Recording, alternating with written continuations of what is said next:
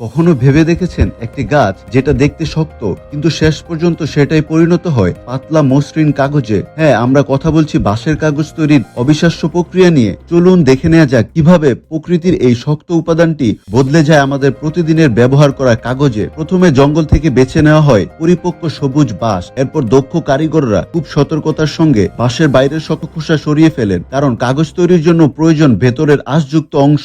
এরপর বাঁশগুলোকে লম্বা ও পাতলা ফালি করে কেটে ভিজিয়ে রাখা হয়। এই ধাপে বাঁশ ধীরে ধীরে নরম হতে শুরু করে। তারপর আসে একটি গুরুত্বপূর্ণ ধাপ, বাঁশের টুকরোগুলো বিশেষ চুনের দ্রবণে ডুবিয়ে রাখা হয়। এতে অপ্রয়োজনীয় উপাদান দূর হয় এবং আঁশ আরো নরম হয়ে যায়। এরপর শুরু হয় সবচেয়ে দীর্ঘ প্রক্রিয়া। বিশাল পাত্রে দিনের পর দিন বাঁশ সেদ্ধ করা হয়। তীব্র তাপে শক্ত আঁশ ভেঙে একসময় তুলার মতো নরম আঁশে পরিণত হয়।